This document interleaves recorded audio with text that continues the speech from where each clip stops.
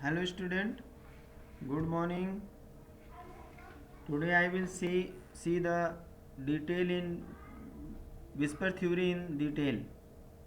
Okay, with the help of structure. You see in this structure, number of electron pair, arrangement of electron pair, molecular geometry and explain. Example. Here is here here is all bond pair. Okay, and angle is 180 degree. Therefore shape is what? Linear. Therefore shape is linear. This type of A and B type of structure, and such type of molecule give this type of shape. BCl2, HgCl2, whatever will be the, but number of atom with the central atom should be same. This type of the molecule have the geometry linear. Trigonal planar, in trigonal planar you will see that, okay, there is three bond pair. Therefore three bond angle is 120 degree.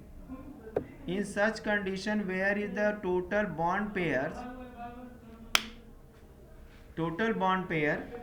then what will be?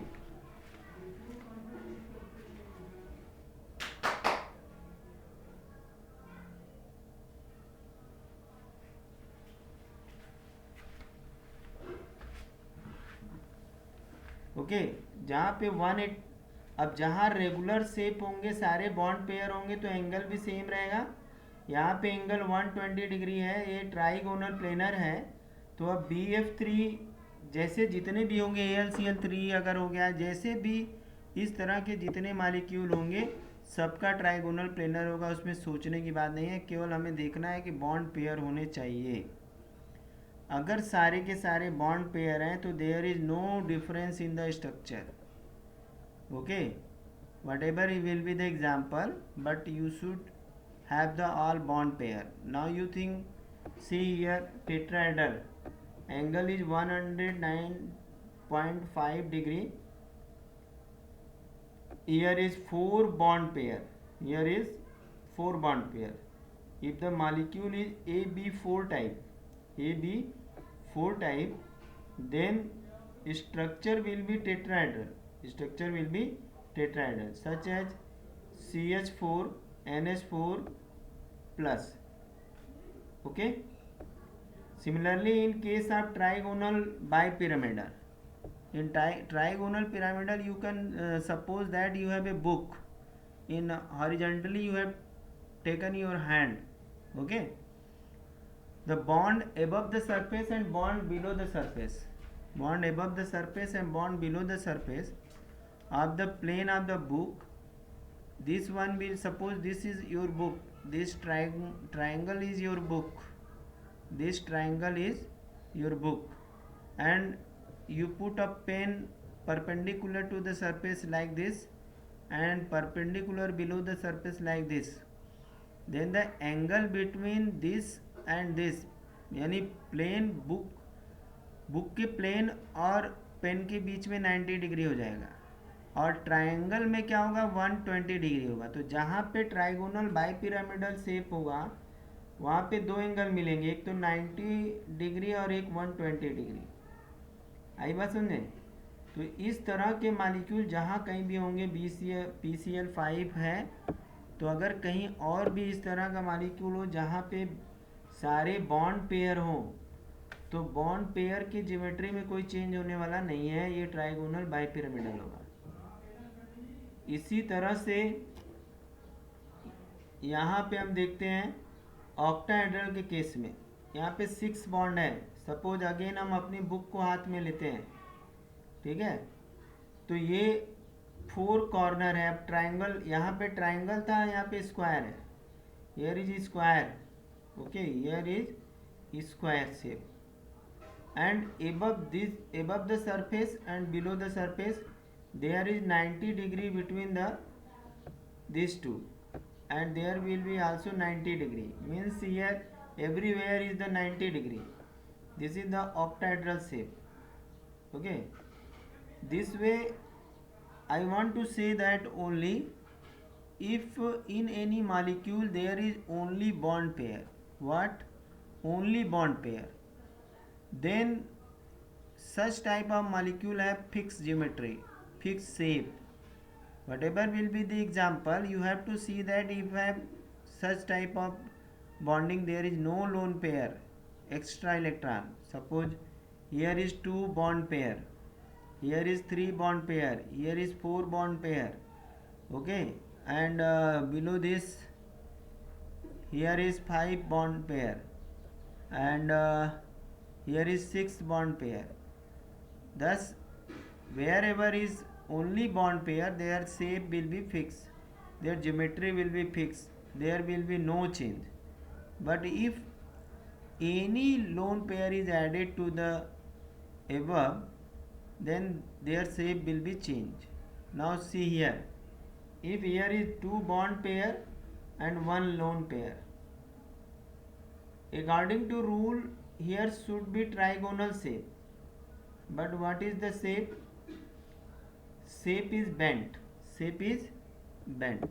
You can take example of SO2 and O3, where is 2 lone pair and 1 bond pair. तो जहाँ कहीं पे भी ऐसी condition आ गई कि एक lone pair inter कर गया, 2 बॉन्ड पेयर हैं, तो 3 ऑर्बिटल, अगर हम तीनों को 3 ऑर्बिटल मान लेते हैं, तो 3 ऑर्बिटल के हिसाब से ट्राइगोनल शेप होना चाहिए, ट्राइगोनल प्लेनर होना चाहिए. लेकिन हम जब शेप देखते हैं तो लोन पेयर को लीव कर देते हैं, छोड़ देते हैं. तो अब क्या बचा, यहाँ पे बेंट स्ट्रक्चर बचा है. ऐसे यहाँ पे हमने देखा कि 3 बॉन्ड पेयर, 1 लोन पेयर है. तो ऐसे केस में क्या होगा, टेट्राहेड्रल होना चाहिए, मगर अब यहाँ पे अरेंजमेंट तो टेट्राहेड्रल है, लेकिन शेप क्या होगा, ट्राइगोनल हो जाएगा, पिरामिडल, अमोनिया के केस में. इसी तरह से 2 बॉन्ड पेयर हैं, 2 लोन पेयर हैं, वाटर के केस में देख सकते हैं हम. तो यहाँ भी टेट्राहेड्रल होना चाहिए, मगर कैसा है, बेंट है. ऐसा क्यों है, ये लोन पेयर रिपल्सन ज़्यादा होने की वजह से. नेक्स्ट एग्जांपल हम देखते हैं, जहाँ पे 5 ऑर्बिटल्स हैं, 4 ये और 1 ये, 4 and 1 equal to 5, where 4 is bond pair and 1 is the lone pair. Then what should be geometry? Trigonal bipyramidal should be. But due to this lone pair, this is the seesaw. What is seesaw? You know that. You have seen in the parks, 2 students sit on the such type of arrangement.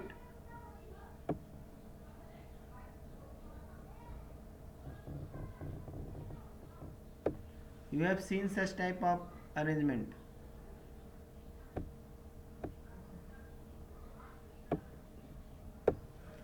You have seen such type of arrangement where 2 boys sit, one is sit here and one is sitting here. They will move up and down, up and down. This is known as seesaw. Such type of arrangement is here due to this lone pair. Okay, example is SF4. Wherever is such condition, 4 lone pair, bond pair and 1 lone pair, then seesaw structure will be. If here is 3 lone pair and 2 bond pair, then you will consider only bond pair, and due to the lone pair repulsion, molecule are arranged such that T shape. Okay, T shaped. You can see in the ClF3, this is the interhalogen. Okay, due to this lone pair, there is a big repulsion between lone pair in comparison to in comparison to this. Okay, bond pair. This is the reason why trigonal bipyramidal is changed into the T shape.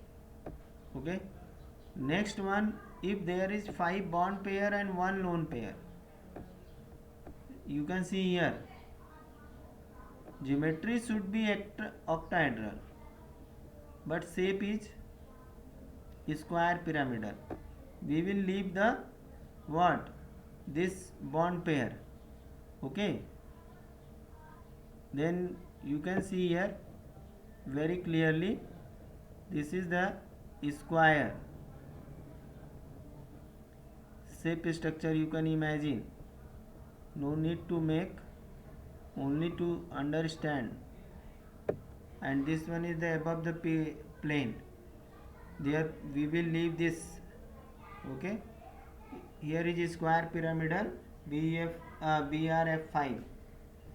Similarly, if here is bond pair 4 and lone pair 2, therefore shape is the square planar. Here is 2 lone pair, here is 2 lone pair. तो student आपने ये देखा कि अगर सभी bond pair हैं तब तो एक्सपेक्टेड स्ट्रक्चर होगा, जो हम सोचेंगे वही होगा. लेकिन अगर लोन पेयर आ गया तो उस लोन पेयर को हम जो है शेप में नहीं शो करते हैं, ज्योमेट्री में तो शो करते हैं, लेकिन जो शेप होता है वो ज्योमेट्री से हटके हो जाता है. तो ये सब क्यों है? लोन पेयर के कारण डिस्टॉर्शन ऑफ शेप होता है. विस्पर थ्योरी के हिसाब से डिस्टॉर्शन ऑफ शेप होता है. तो जो डिस्टॉर्शन ऑफ शेप है वो due to the lone pair. अभी हम जान गए लोन पेयर के अंदर हमारी शेप में चेंजेस आते हैं, ज्योमेट्री वही होती है. नेक्स्ट और भी एग्जांपल हम देख लेते हैं. यहाँ पे हम क्या देख रहे हैं कि बॉन्ड पेयर 4 है, लोन पेयर 1 है. ये सब बॉन्ड पेयर हैं, ये लोन पेयर है. अब इस लोन पेयर की ने ज़्यादा स्पेस घेर रखा है, ये रिपेल करेगा इसको. इन दोनों के बीच जो रिपल्सन है वो इसके कंपैरिजन में जो है कि कम है, मगर ये जो है रिपेल बहुत ज़्यादा कर रहा है, तो ये बेंड हो गया. Theoretically the shape should have been triangular planar. यहाँ पे स्ट्रक्चर क्या होना चाहिए? यहाँ पे ट्राइंगुलर प्लेनर होना चाहिए था, लेकिन ऐसा नहीं हुआ. ये वी शेप है. ये क्या है? वी शेप है. क्यों वी शेप है? क्योंकि यहाँ पे लोन पेयर जो रिपल्सन है, रीजन क्या है? Lone pair bond pair repulsion much more है, बहुत ज़्यादा है as compare to the bond pair repulsion, as compare to the bond pair repulsion. Okay, तो एंगल यहाँ पे क्या हो गया? 109.5 डिग्री हो गया. कहाँ से चेंज होकर के 120 डिग्री. ठीक है, तो ऐसे क्वेश्चन आते हैं जहाँ पे हमें ये रीज़न भी देना पड़ेगा. अमोनिया का केस भी हम देख सकते हैं. यहाँ पे अमोनिया के केस में क्या है? 3 बॉन्ड पेयर है, ये बॉन्ड पेयर है, ये बॉन्ड पेयर, ये बॉन्ड पेयर है, ये लोन पेयर है. तो अब इसका होना क्या चाहिए था? ट्राइगोनल बाईपिरामिडल होना चाहिए था, मगर ये ट्राइगोनल बाईपिरामिडल क्यों नहीं है? क्योंकि यहाँ पे lone pair bond pair repulsion है, और lone pair bond pair repulsion is more than bond pair repulsion.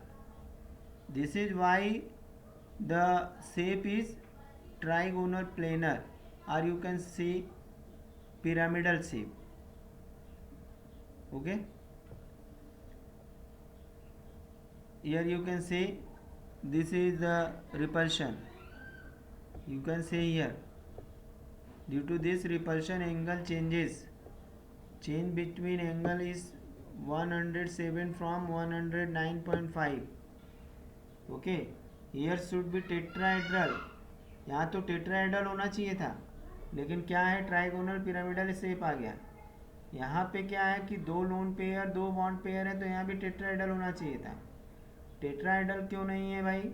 क्योंकि यहाँ 2 लोन पेयर है, तो lone pair repulsion loan pair bond pair repulsion से ज़्यादा है.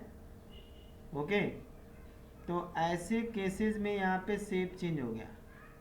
इसी तरह से जहाँ बॉन्ड पेयर 4 बॉन्ड पेयर है और 1 यहाँ पे लोन पेयर है. ठीक है, ये हम देख रहे हैं SF4 में. अब ये क्या होगा? एक ट्रायंगल का फॉर्म ले लेगा, एक नीचे आ जाएगा, तो ये सी सा टाइप का हो जाएगा, ये इस तरह से। तो ए में क्या बता रहा है कि lone pair present at axis, so there are 3 lone pair bond pair repulsion. यहाँ पे भी lone pair bond pair repulsion, यहाँ लोन पेयर बॉन्ड पेयर, अरे सॉरी, यहाँ lone pair bond pair repulsion है, यहाँ lone pair bond pair repulsion है, और इसमें lone pair bond pair repulsion है सीधे सीधे। तो अंत में ये क्या होगा, मोर स्टेबल फॉर्म में आकर के लग जाएगा, ये मोर स्टेबल हो जाएगा। ठीक है, this one is the more stable and this one is the less stable. तो आई थिंक अब समझ में आ गया होगा कि कितने लोन पेयर होने से जो हम सोचते हैं वो नहीं हो करके दूसरा सेफ हो जाता है। और भी हमारे पास एग्जांपल, हम इसको देख लेते हैं।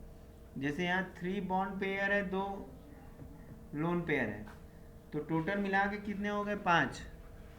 अब अगर टोटल मिला करके 5 हो गए तो शेप क्या होना चाहिए था, शेप तो होना चाहिए था ट्राइगोनल बाई पिरामिडल, लेकिन शेप ट्राइगोनल बाई पिरामिडल क्यों नहीं हुआ, पहले हम ये देख लेते हैं। यहाँ पे ये loan pair bond pair repulsion हुआ, तो यहाँ पे ये टी शेप आ गया।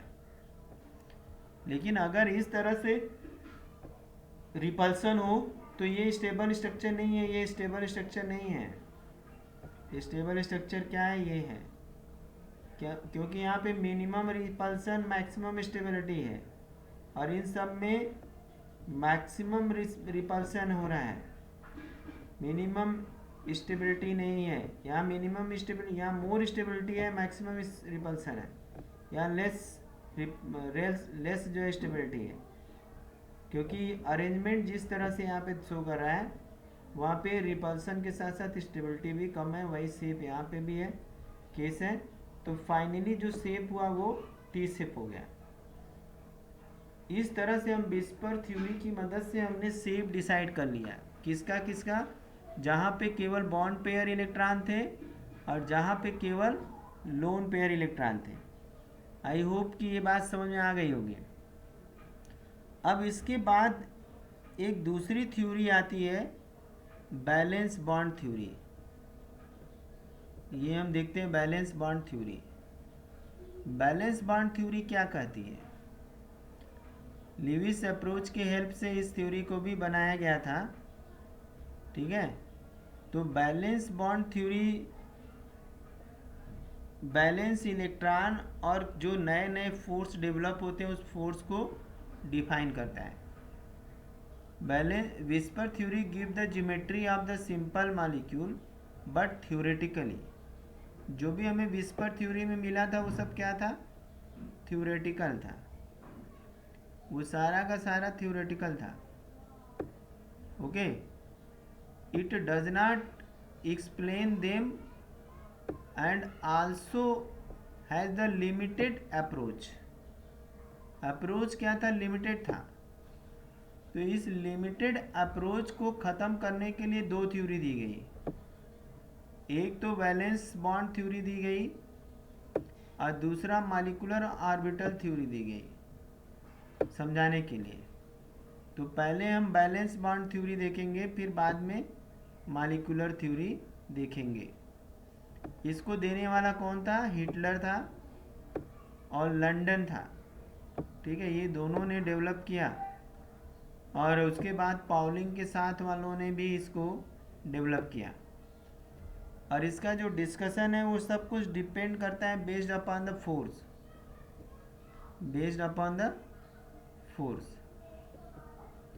इसके लिए हमारे पास atomic knowledge of atomic orbital होना चाहिए। अगर हमें एटॉमिक ऑर्बिटल नहीं पता है, इलेक्ट्रॉनिक कॉन्फ़िगरेशन नहीं पता है, तब तो हम किसी को भी बॉन्ड थ्योरी के हिसाब से, बैलेंस बॉन्ड थ्योरी के हिसाब से नहीं समझा सकते। ठीक है, हमें ओवरलैपिंग क्राइटेरिया पता होना चाहिए, हाइब्रिडाइजेशन, ठीक है, और principle of variation and superposition पता होना चाहिए। जो ये बैलेंस बॉन्ड थ्योरी है, क्वेश्चन पूछ दिया है कि valence bond theory depends upon right some factors. तो पहला फैक्टर है कि हमें नॉलेज ऑफ एटॉमिक ऑर्बिटल के ऊपर डिपेंड करता है, इलेक्ट्रॉनिक कन्फिग्रेशन के ऊपर डिपेंड करता है, ओवरलैपिंग क्राइटेरिया ऑफ ऑर्बिटल के ऊपर डिपेंड करता है, हाइब्रिडाइजेशन के ऊपर डिपेंड करता है, और principle of variation and superposition के ऊपर डिपेंड करता है। तो ये इस तरह से अगर हमें ये फैक्टर्स हैं जिनके ऊपर ये थ्योरी अप्लाई होती है। अब इसको हम देखने के लिए हमने हाइड्रोजन को एग्जाम्पल के रूप में ले लिया। 2 हाइड्रोजन एटम ले लिए, H2 molecule, A and B, ठीक है।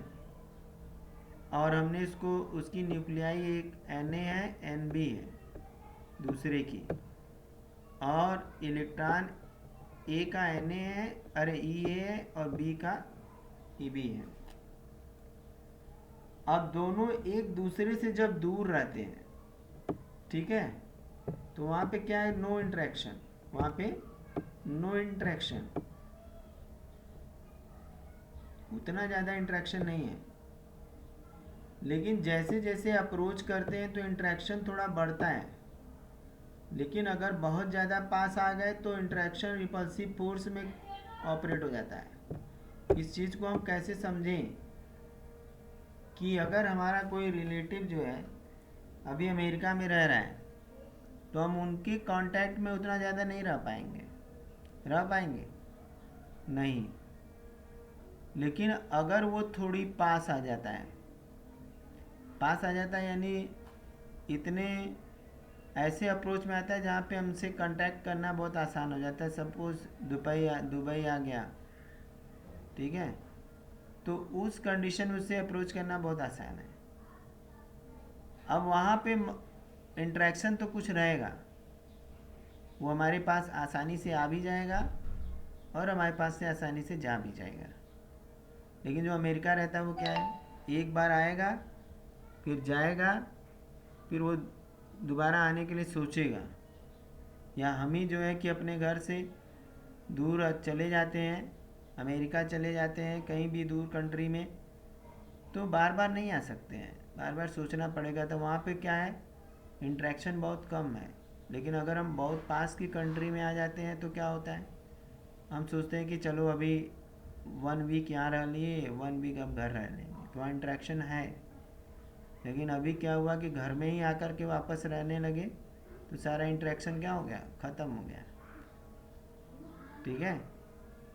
तो ये इंटरेक्शन क्या है कि डिस्टेंस क्या है। अब इंटरेक्शन कितने तरह तरह के होते हैं, ये फोर्सेस कितनी तरह के हैं, ठीक है। एक तो जैसे न्यूक्लियस और इलेक्ट्रॉन के बीच में जो एक एटम है, सपोज कि एक एटम है हाइड्रोजन का, तो उस हाइड्रोजन एटम की न्यूक्लियाई और उसका जो इलेक्ट्रॉन है उसके ऊपर डिपेंड करता है, उसके ऊपर डिपेंड करता है। और दूसरा एटम है, उसके न्यूक्लियाई और इलेक्ट्रॉन के बीच में इंटरेक्शन है, तो एक फोर्स तो ये हो गया, ठीक है। और दूसरा फोर्स क्या होगा, दूसरा ये होगा कि पहले वाले की न्यूक्लियाई और दूसरे के इलेक्ट्रॉन के बीच में रिपल्सन होगा, और दूसरे वाला का न्यूक्लियाई और पहले वाले के इलेक्ट्रॉन के बीच में होगा, ठीक है। अब हम एक एग्जांपल ले लेते हैं यहाँ पे। सपोज ये एक न्यूक्लियाई है, ठीक है,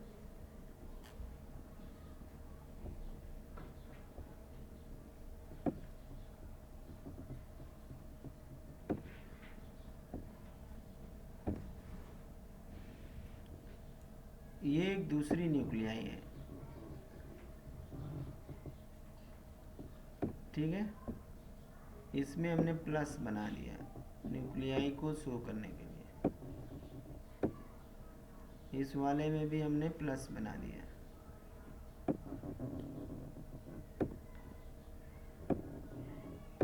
ठीक।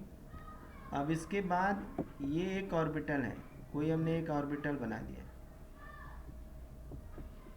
ठीक है, और एक ऑर्बिटल हमने यहाँ बना दिया सर्कुलर, ठीक है। तो अब सपोज कि यहाँ पे इलेक्ट्रॉन है, ये इलेक्ट्रॉन है ये, यहाँ पे एक इलेक्ट्रॉन है और यहाँ पे एक इलेक्ट्रॉन है। हमने एग्जांपल एक ही इलेक्ट्रॉन का लिया है, हाइड्रोजन वाला लिया है। तो अब यहाँ पे हम क्या देखेंगे, कितने फोर्स हैं यहाँ पे।